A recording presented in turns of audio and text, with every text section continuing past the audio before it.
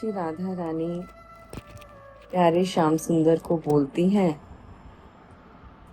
प्यारे, आज विशाखा ने मुझे संध्या के समय बहुत ही सुंदर गीत सुनाया था।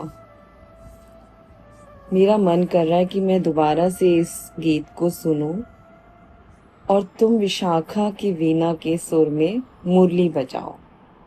अब मैं तुम्हारी मुरली के संग वो स्वर सुनना चाहती हूँ।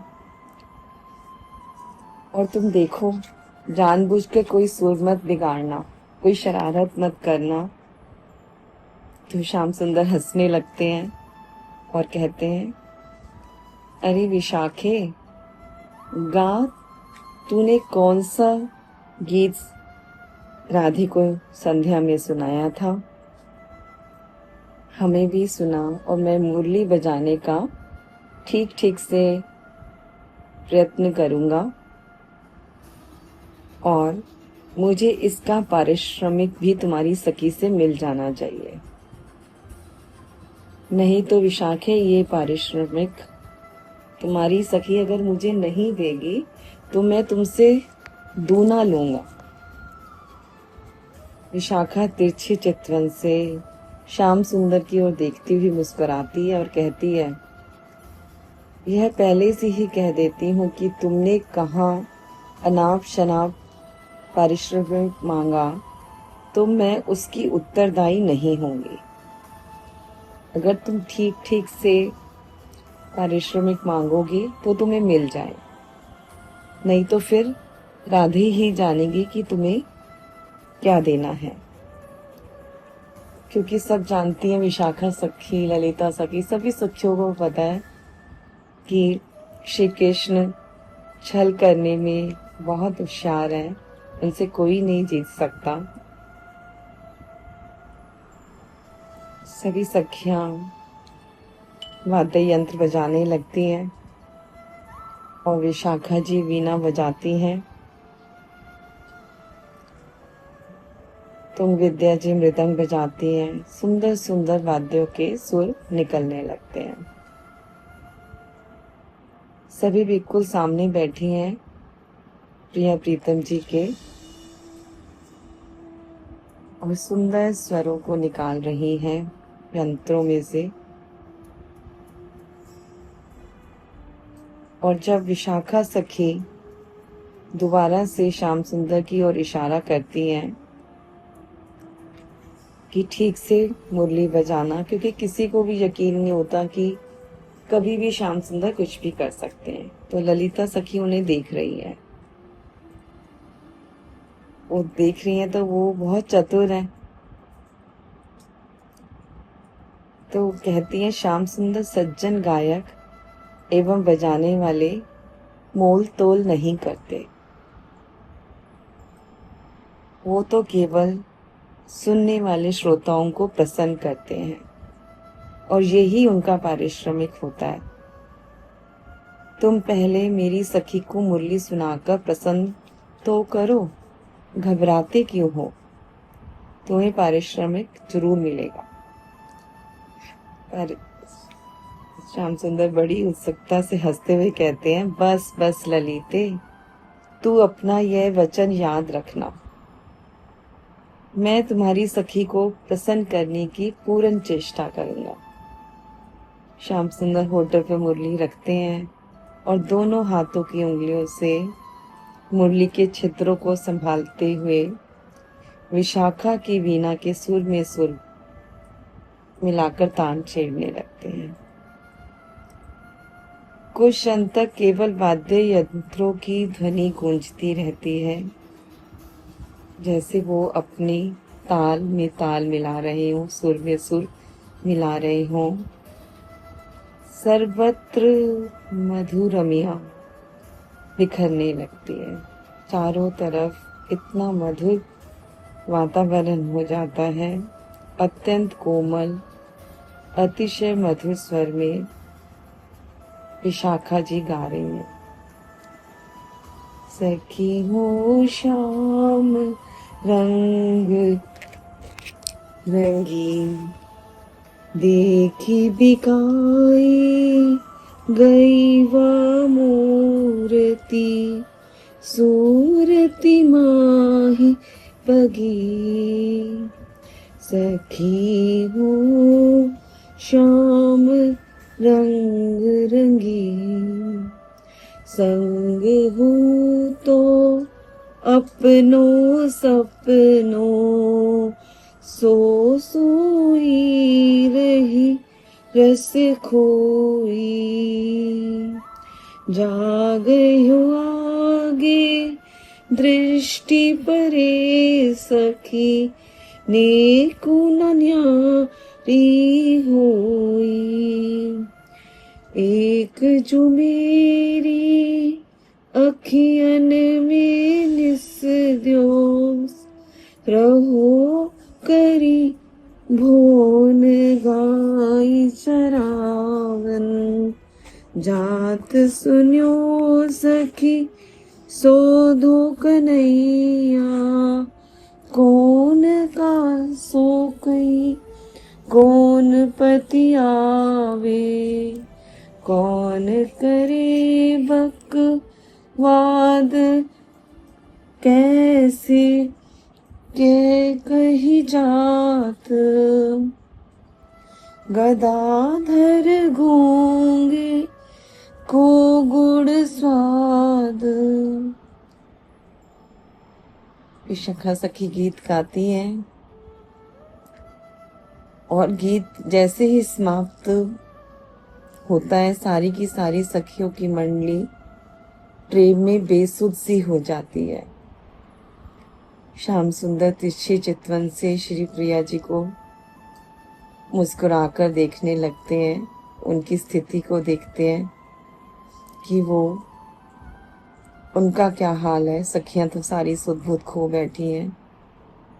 तो प्रिया जी भी कुछ क्षण तक तो हकी बकी सी मुद्रा बनाई हुई बैठी हैं, जैसे उनकी भी गीत सुनकर सुध-बुध खो गई हो।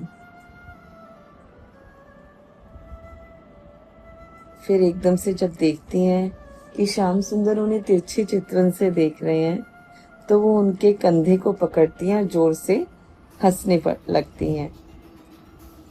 श्याम सुंदर कहते हैं, विशाखा रानी, अपनी सखी से पूछो कि मुरली ठीक से बजी या नहीं और उन्हें सुख मिला या नहीं। यदि सुख नहीं मिला तो फिर दूसरी बार कुछ बजा करके सुनाऊं, और यदि उन्हें सुख मिला है तो मेरा पारिश्रमिक पुरस्कार के साथ मिलना चाहिए। तो श्याम सुंदर की बात सुनकर विशाखा वीणा को अपने सामने रख देती हैं और मुस्कुराती हुई उठकर राधा रानी के पास आ जाती हैं और रानी के संकेत के द्वारा ललिता से कुछ कहती हैं। ललिता आकर श्याम सुंदर के सामने खड़ी हो जाती है और कहती हैं, देखो, न्याय की बात यह है कि पुरस्कार तो मुरली को मिले और पारिश्रमिक तुम्हें मिले। अवश्य ही यह ठीक है कि मुरली भी तुम्हारी ही है और पुरस्कार भी तुम्हारे पास ही जाएगा जो मुरली को मिलेगा, पर यह हमारी जाति की है, इसलिए इसे तुम्हारे सामने हम लोगों के द्वारा दिए गए पुरस्कार को लेने में थोड़ा संकोच होगा, इसलिए इसे हमें दे दो तुम। राधा से हमारी बात हो गई है, मैं इसे पुरस्कार देकर फिर तुम्हारे पास ले आऊं।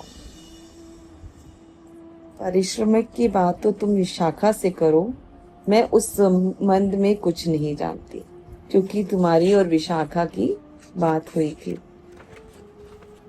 सारे हंसने लगते हैं, उनकी बातें सुन के सब सखियां खिलखिलाकर हंसती हैं कि कितनी प्रेम भरी नोक-झोंक चल रही है। श्याम सुंदर मुस्कुराकर कहते हैं, अरे तू अच्छी पंच बनी ललिते, तुम्हें पता है ये मुरली हमसे कितना प्रेम करती है। मुझे तुम्हारी सखी को तो मनाने में अत्यधिक अनुनय करना पड़ता है और यह लाज छोड़कर मेरे संकेत से ही अपने होठों को मेरे होठों पर रखकर जो मैं कहता हूँ वही करने लगती है। वंशी तो मेरी अपनी है। वो तो मेरे इशारों पे नाचती है और मैं उससे बिल्कुल कोई भी संकोच नहीं करता और ना ही वो मेरे से कोई संकोच करती है। तो इससे मेरे सामने पुरस्कार लेने में कोई भी संकोच नहीं होगा। जा तू जाकर ले आ। ललिता मुस्कुराती हुई कहती है, अच्छा यही सही, क्या करूं तुम मानते ही नहीं। हमें यदि देते तो अधिक लाभ होता, पर जाने दो। अच्छा सुनो, यदि देर हो जाए तो तुमने इसे होठों पर रखकर विशाखा के संगीत के लिए इसमें सुर भरा है। उतनी ही देर मेरी सखी राधा इसे अपने होठों पर रखकर इसका सम्मान करती हुई तुम्हारे गाने के समय इसमें सुर भरेगी। श्याम सुंदर तो बहुत प्रसन्न हो जाते हैं। वो तो हमेशा यही चाहते हैं कि श्री राधा वंशी को अपने अधरों से लगाए और वो उससे झूठी हो जाए और फिर मैं उसको बजाऊं। जैसे उनकी मन की बात पूरी हो गई। कहते हैं, ललिते सुंदर से सुंदर तुम एवं तुम्हारी सखी ने बहुत उदारता से पुरस्कार दिया है। मैं बहुत प्रसन्न हुआ हूँ। अब आशा है कि पारिश्रमिक पाकर तो मैं निहाल ही हो जाऊंगा, क्योंकि पारिश्रमिक तो पुरस्कार की अपेक्षा बहुत अधिक होता है। ये तो हमेशा का नियम है कि पारिश्रमिक ज्यादा मिलता है पुरस्कार से। बड़े खुश हो जाते हैं श्याम सुंदर, खिलखिलाकर हंसने लगते हैं, हृदय प्रसन्न हो जाता है और बड़ी फुर्ती से उठकर प्रिया जी के होठों पर वंशी को रख देते हैं। प्रिया जी उसके ऊपरी क्षेत्र में फूंक भरने लगती हैं और बाएं हाथ से वंशी को पकड़ती हैं और दाहिने हाथ जो श्याम सुंदर के बाएं कंधे पर रखे हुआ था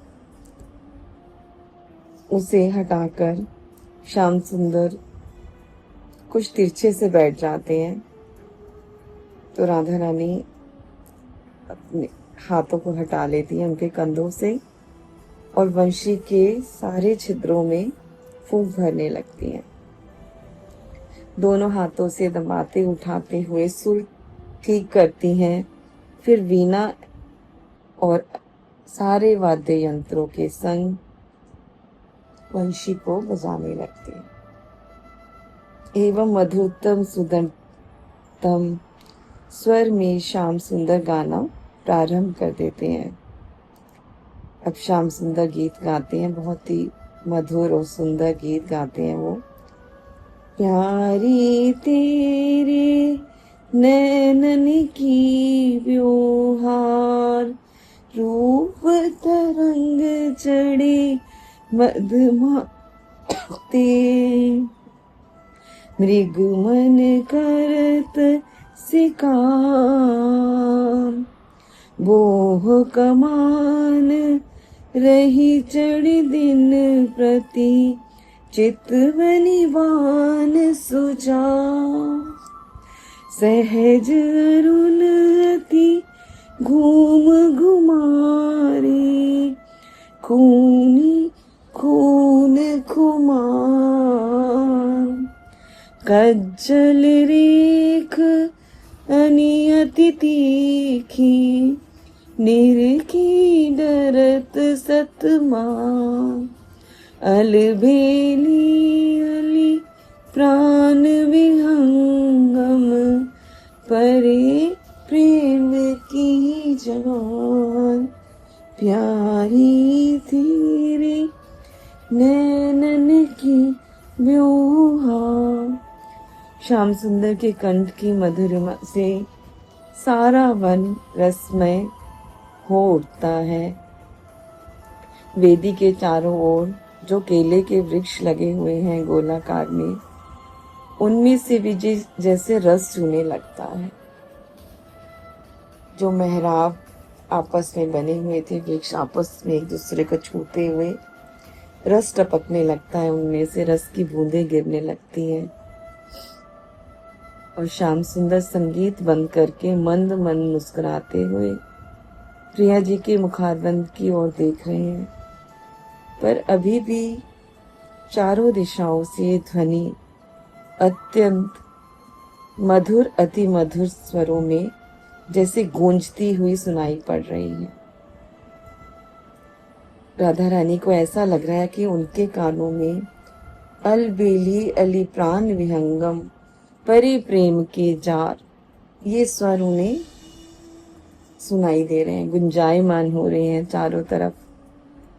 श्री प्रिया अब बहुत धीरे से खड़ी हो जाती हैं और चित्रा जी को संकेत करके अपने पास बुलाती है। चित्रा सखी आती हैं, श्री जी उनके कान में धीरे से कुछ कहती है। फिर चित्रा सखी श्याम सुंदर से कहती हैं, देखो श्याम सुंदर, अब मेरी सखी गाना चाहती है, पर यह वचन देना पड़ेगा कि तुम संगीत समाप्त होने तक स्थिरता पूर्वक बैठे बैठे सुनते रहना, हिलना मत, खड़े मत होना। श्याम सुंदर कुछ देर तक सोचते रहते हैं, फिर मुस्कुराकर कहते हैं, अच्छी बात है, जब तक संगीत होता रहेगा तब तक मैं स्थिरता पूर्वक बैठकर सुनता रहूंगा आनंद से। गाओ गाओ राधे गाओ। श्री प्रिया विशाखा जी के हाथ से वीणा ले लेती हैं और वीणा को स्वरों में बजाने लगती हैं। कुछ देर तक वीणा बजाने के बाद फिर श्री राधा रानी गाती हैं, जब रूप के रंग रंगी सजनी, तब पौड़ी पलोटी सुहा वही को, मुख कंज मनोज पे भृंगनी, सी लपटी चप टिन उड़ा वही को, जब मादक धुरी पान पगी, तब घूंघट ओट दुरा वही को, गुनवारे गो पाल की अखियन, सोर जी अखियां सुर जावही को। श्याम सुंदर मन मन मुस्कुराते हुए श्री प्रिया जी को एक टक देखते हैं और प्रिया जी दृष्टि उठाकर कई बार देखती हैं, पर श्याम सुंदर को अपनी ओर देखते हुए देखकर दृष्टि मिल जाने से लजा जाती हैं और आंखें नीचे कर लेती हैं। प्रिया जी गाती जाती हैं और बीच बीच में दृष्टि उठाकर बार बार श्याम सुंदर को देखने की चेष्टा करती हैं कि उनके चेहरे के हाव भाव कैसे हैं। जैसे ही गीत का अंतिम चरण पूरा होता है तो कई सखियां धीरे से एक साथ ही बोल उठती हैं, बहन राधे बंद मत कर देना, एक और सब सखियां इस तरह से बोलने लगती हैं, राधे एक गीत और गाओ, राधे एक गीत और गाओ। तो सब सखियों के अनुरोध पर प्रिया जी पहले तो श्याम सुंदर की तरफ देखती हैं, तो श्याम सुंदर भी इशारे से अपने कहते हैं कि राधे और गाओ। तो वो फिर दोबारा से थोड़ा सा गाना शुरू करती हैं, चकोर चकोर बनाए भटू, ससिया नन सो शर्मा वही को, मृदु बोलन गाढ़ कपोल धसी, फसी रूप सरोवर पावही को, सुरतान पे मोही मृगई जो, अली बहुरोवन भीति मिलावही को, गुनवारे गो पाल की अखियन सूरजी अखियां सुरजाही को। अंतिम चरण गाते गाते राधे का कंठ भर आता है और उनका गला रूंधकर स्वर अस्पष्ट हो जाते हैं।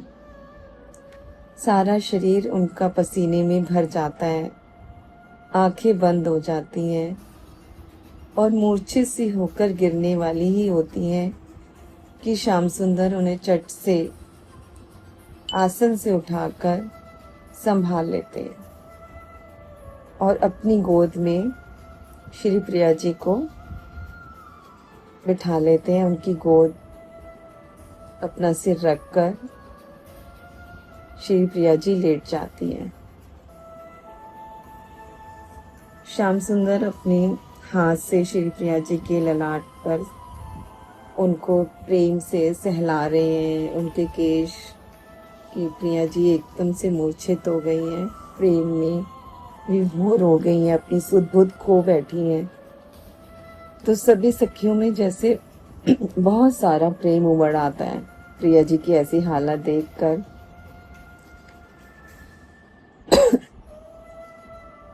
और प्रिया जी के गीत सुनकर सभी ज्ञान शून्य सा हो जाता है। सभी सखियों की, श्याम सुंदर की भी स्थिति ऐसी हो जाती है कि शून्यता सबको चारों ओर नजर आती है। सभी पंछी भी शांत हो जाते हैं। वातावरण में एकदम से शांति छा जाती है। प्रकृति भी शांत हो जाती है।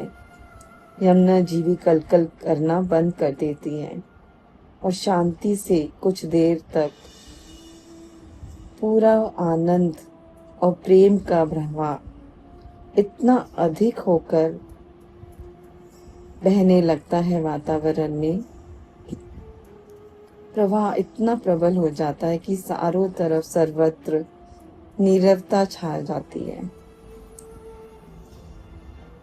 प्रिया अपनी आंखें खोलकर देखती है, पर आंखें फिर बंद कर लेती हैं और धीरे धीरे सखियां भी भाव समाधि से जगकर श्याम सुंदर को देखती हुई मुस्कुराने लगती हैं। अब प्रिया जी भी आंखें खोलकर मुस्कुराती हुई श्याम सुंदर की गोद से उठकर बैठ जाती हैं और श्याम सुंदर के कंधे को पकड़कर उनकी ठोड़ी को हिलाती हुई मुस्कुराती हुई कहती हैं, तुमने अपना वचन भंग क्यों कर दिया? संगीत के बीच में ही उठकर क्यों आए? श्याम सुंदर जी समझ जाते हैं और हंसने लगते हैं। अच्छा राधे, ये तुम्हारी चाल थी? तुम मेरी स्थिरता को भंग करने के लिए इतनी मूर्छित हो गई थी। मैंने वचन भंग सर्वथा नहीं किया। जब तक संगीत बजता रहा तो मैं स्थिरता पूर्वक सुनता रहा। तुमने संगीत को बिगाड़ दिया, तुम्हारी वीणा लड़खड़ाने लग गई, तो मैं फिर बंधन में क्यों रहता? मैंने भी स्थिरता को खो दिया। श्याम सुंदर तो कभी भी हार मानने वाले नहीं है, हमेशा अपनी बात ऊपर रखते हैं। तो सभी सखियां उनकी इस बात को सुनकर हंसने लगती हैं और श्री वृंदा की दासियां पीले रंग के पान की पत्तियों के बने हुए बीड़े सोने की परात में लाकर रख देती हैं। इस बार श्री प्रिया चट से 2 बीड़े उठाकर श्याम सुंदर के मुख में रख देती हैं। इतनी फुर्ती से वो ये क्रिया करती हैं कि श्याम सुंदर संभल नहीं पाते और श्याम सुंदर बीड़ा खाने लगते हैं। श्याम सुंदर 2 बीड़े उठाते हैं और श्री प्रिया जी के मुख में डाल देते हैं। पर प्रिया जी कहती है, मुझे तो प्यास लग रही थी। तो श्याम सुंदर कहते हैं, प्यास तो मुझे भी लगी थी, पर तुमने मुंह में पहले पान खिला दिया। अब तुम्हारे हाथ का पान कैसे छोड़ देता मैं? श्री प्रिया श्री रूप मंजरी को संकेत करती हैं।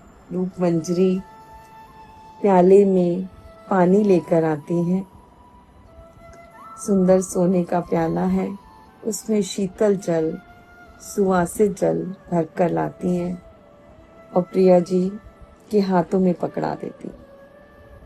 प्रिया जी उस सुनहरे प्याले से श्याम सुंदर को पानी पीने का संकेत देती हैं। रानी के हाथ से श्याम सुंदर गिलास पकड़ लेते हैं। विशाखा उठकर श्याम सुंदर के मुंह के पास पीकदानी ले आती है। श्याम सुंदर उसमें पान को उगल देते हैं और फिर प्याले से घूंट भरकर पानी पीने लगते हैं। लवंग मंजरी पास में ही खड़ी हुई है सोने का कटोरा लेकर। उसमें श्याम सुंदर जी को कुल्ला कराती हैं और फिर वो आधा गिलास जो पानी बचा था वो भी पी लेते हैं। इसके बाद गिलास को राधा रानी के होठों से लगा देते हैं। रानी लजाते लजाते गिलास को छूती हैं, उसमें फिर और थोड़ा जल वो डालते हैं और राधा रानी उनको पीने लगती हैं। चित्रा सखी आकर रुमाल से दोनों के मुंह को पोंछ देती हैं। फिर रानी अत्यंत प्यार से श्याम सुंदर के मुख में एक बीड़ा रख देती हैं और श्याम सुंदर रानी के मुख में 2 बीड़े एक साथ दोबारा से रख देते हैं। श्याम सुंदर ने जानकर 2 बीड़े उठाए हैं बड़े बड़े एक साथ उनके मुख में रखने के लिए, ताकि वो राधा रानी का जो गाल है उससे जब वो ऊपर थोड़ा सा उठ जाता है तो उन्हें बहुत प्रिय लगता है। श्याम सुंदर उनके इस कपोलों की सुंदरता को देखने के लिए 2 बड़े बड़े बीड़े राधा रानी के मुख में डाल देते हैं। तो राधा रानी की दोनों कपोल जैसे ऊपर की तरफ गोल गोल हो जाते हैं, थोड़े ऊंचे उठ जाते हैं और श्याम सुंदर मुस्कुराते हुए उन्हें देखने लगते हैं। तो प्रिया जी कुछ और थोड़ी सी लजा जाती हैं। वो जब श्याम सुंदर उनको बार बार प्रेम भरी नजरों से देखते हैं तो प्रिया जी थोड़ा सा सकुचा जाती हैं, लजा जाती हैं, शर्मा जाती हैं और फिर क्या करती हैं कि वो जल्दी जल्दी दोनों पानों को दांतों से कुचलने लगती हैं और उनको पतला कर कर अपने गालों को दबा लेती हैं। अब पहले की तरह श्याम सुंदर सखियों को एक साथ एक ही क्षण में पान खिला देते हैं। अब बारात में बहुत थोड़े से पान रह जाते हैं। राधा रानी उठती हैं और श्याम सुंदर भी उठ जाते हैं। इसी समय वृंदा दासी सामने से आती हुई कहती हैं कि यमुना जी के प्रभाव में से एक कमल तोड़कर लाई हूँ और श्री प्रिया जी के हाथ में दे देती है। श्री प्रिया जी कमलों को हाथ में लेकर कहती हैं, री सखी एक और तोड़ ला जा। तो श्याम सुंदर श्री प्रिया जी की बात सुनकर चटपट बोल उठते हैं, प्रिय चलो आज नाव पर चढ़कर कमल के फूल तोड़ेंगे।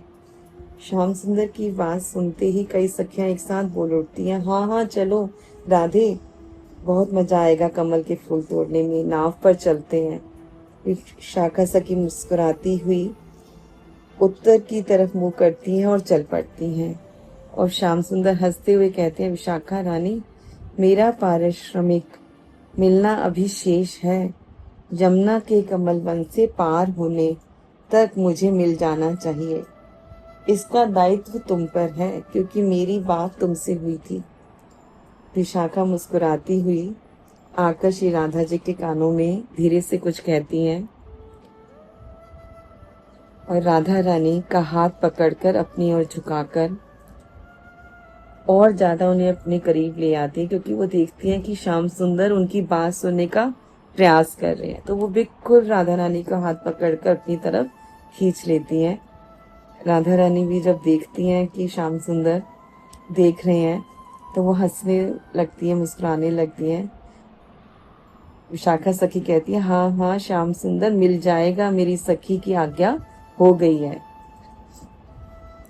उनकी बात खत्म होते ही प्रिया प्रीतम जी मंद मंद मधुर गति से उत्तर दिशा की ओर चलते हुए कमल वन विहार के लिए यमुना तट पर आकर खड़े हो जाते हैं और वो अब नाव में बैठकर कमल तोड़ने के लिए चल पड़ते हैं।